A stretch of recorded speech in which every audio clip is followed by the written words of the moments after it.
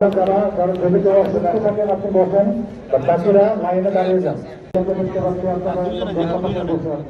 চাঁদপুর শুধু না, সারা বাংলাদেশেই যে ইলেকশনটা হচ্ছে সেই ইলেকশনটা সকলের কাছে অত্যন্ত প্রত্যাশিত। আনসার বাহিনীর পক্ষ থেকে এবার ভিন্ন কিছু উদ্যোগ নেওয়া হয়েছে। যেমন এবারই প্রথম প্রত্যেক ভোট সেন্টারে 13 জন সদস্য দায়িত্ব পালন করবে।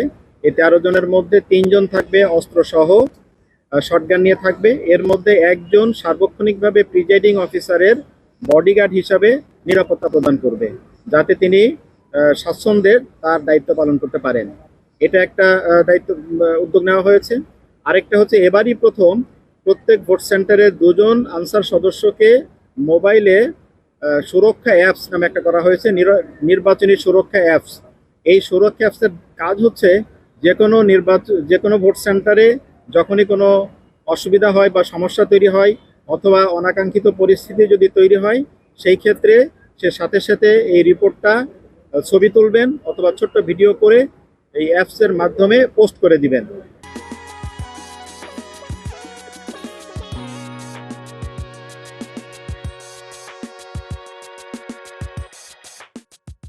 পোস্ট করে দিলে এই তথ্যটা সকল পর্যায়ে নির্বাচন কমিশন, আমাদের আনসার হেডকোয়ার্টার, রিটার্নিং অফিসার সহ স্ট্রাইকিং ফোর্সে যারা থাকবেন তাদের কমান্ডারের মোবাইলে এই তথ্যটা চলে যাবে।